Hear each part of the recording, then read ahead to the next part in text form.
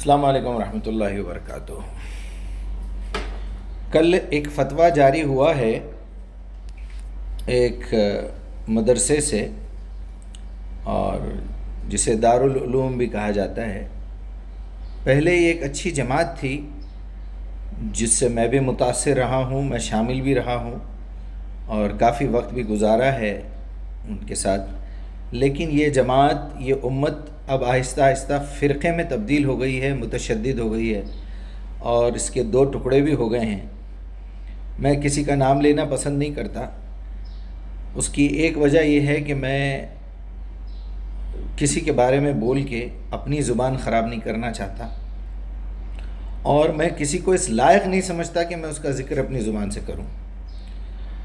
تو آج کسی تھرڈ کلاس قسم کے مولوی نے ایک فتویٰ دیا ہے، کچھ اور باقی کے تھرڈ کلاس مولویوں کی نیچے دستخط ہے کہ انجینئر محمد علی کو انہوں نے اہل سنت الجماعت سے خارج کر دیا ہے، یہ کہہ کے کہ یہ شخص صحابہ اکرام کی توہین کرتا ہے۔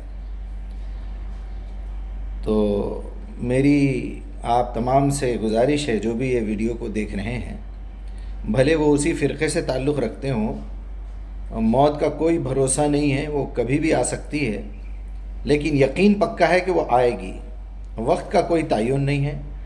لہٰذا جس لمحے آپ کے پاس موت آ جائے گی، پھر آپ کو چانس نہیں ملے گا توبہ کرنے کا، اپنے ویو سے پھرنے کا۔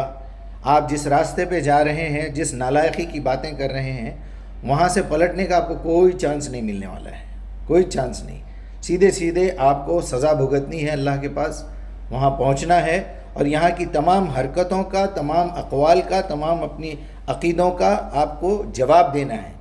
دیکھنا، سننا، بولنا، سوچنا، ماننا، عمل کرنا، کروانا، اور چلر حرکتیں کر کے غنڈوں کو بھیج کے کسی کو تنگ کروانا، یہ تمام حرام زادگیوں کا آپ کو جواب دینا ہے۔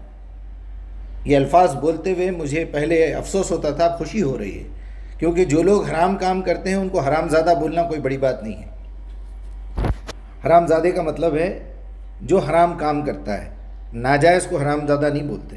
اور بچہ ناجائز ہوتا بھی نہیں کوئی، اس کے ماں باپ ناجائز ہوتے ہیں۔ بچے کو کیا پتہ ان کے باپ نے ماں کے ساتھ نکاح کیا یا نہیں کیا، ہوٹل میں لے کے گئے تھے یا کیا ہو گیا تھا، کیسے میں پیدا ہو گیا، اسے کیا پتہ وہ حرام زادہ کیسے ہوگا۔ حرام زادے تو ماں باپ ہیں، وہ حرام کے ہیں، ناجائز ہیں۔ بہرحال ضمناً میں نے ایک اور بات کی تشریح کر دی۔ انشاءاللہ میری باتوں سے ہمیشہ آپ کو نصیحت ہی ملے گی، علم ہی ملے گا۔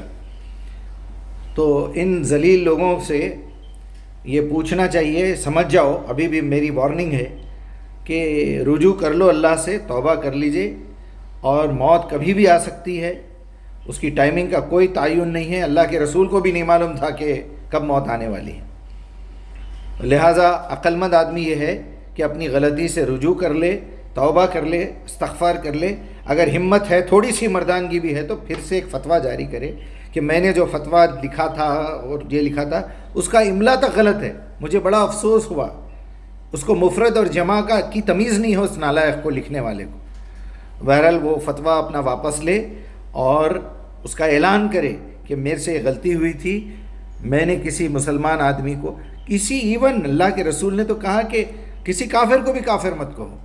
اللہ نے نہیں کہا قرآن میں، جہاں بھی کافر سے مخاطب ہوا ہے اللہ، جب تک سامنے والا خود اپنی زبان سے یہ نہ بولے کہ میں محمد تمہاری بات سے انکار کرتا ہوں، میں تمہاری بات کو ریجیکٹ کرتا ہوں، میں تمہیں ریجیکٹ کرتا ہوں، تمہارے اللہ کو نہیں مانتا، میں تمہاری نظر میں کافر ہوں، تب اللہ نے ان سے مخاطب ہو کے کہا قل یا ایھا الکافرون، اے محمد اس گروپ سے تو آپ کہیے کہ تم کافر ہو، اے کافرو تم میرے معبود کی عبادت نہیں کرتے، لہٰذا میں بھی نہیں کرتا، لکم دینکم ولی دین۔ تو کسی انسان کو، کسی عالم کو، کسی کو بھی یہ حق نہیں ہے کہ وہ کسی کے بارے میں یہ فتویٰ دے پرسنلی نام لے کے کہ یہ شخص خارج ہے، امت سے خارج ہے، اہل سنت الجماعت سے خارج ہے، اسلام سے خارج ہے، فلاں ہے فلاں ہے۔ یہ گمراہی ہے، اور یہ لکیر کے فقیر بن کے اپنے تھرڈ کلاس مولویوں کی گھر کے ریجیکٹڈ مال کی پیروی کرنے کا نتیجہ ہے۔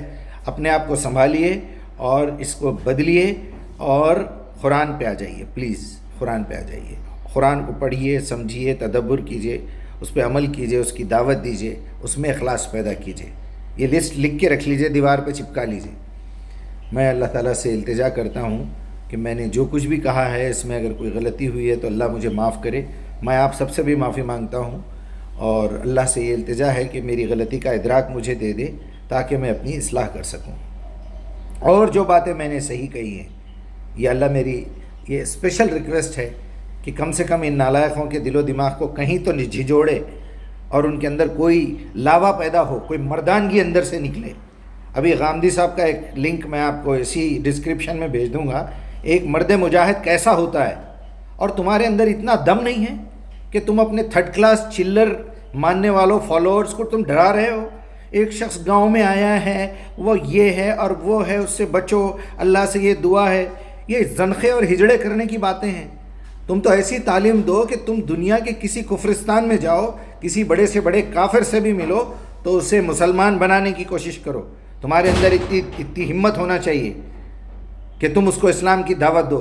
تم اپنے لنگڑے گھوڑوں کو, اپنے چھچورے فالوورز کو تم ڈرا رہے ہو. اس کا مطلب تمہارے اندر خود کمزوری ہے. تم اتنے زنخے اور اتنے ہجڑے, اتنے نامرد ہیں کہ تم نے ایسی تعلیم دی ہے کہ پتہ نہیں, دیکھو ہمارا خود کا عقیدہ تو کوئی ٹھکانہ نہیں ہے, ہمارا تو کوئی ایمان نہیں ہے. جو چلر تعلیم ہم نے تمہیں ہمارے مدرسے میں دی ہے کہیں وہ بھی تمہارے ہاتھ سے چلی نہ جائے. یقیناً جانا چاہیے. اگر تمہارے فرقے اور تمہاری جماعت سے کوئی نکل گیا تو خوش قسمت رہے گا. وہ بدترین جاہل قوم اس وقت جو ہے وہ اس سرزمین پہ یہی ہیں, کچھ فرقے. اللہ ان لوگوں سے محفوظ رکھے.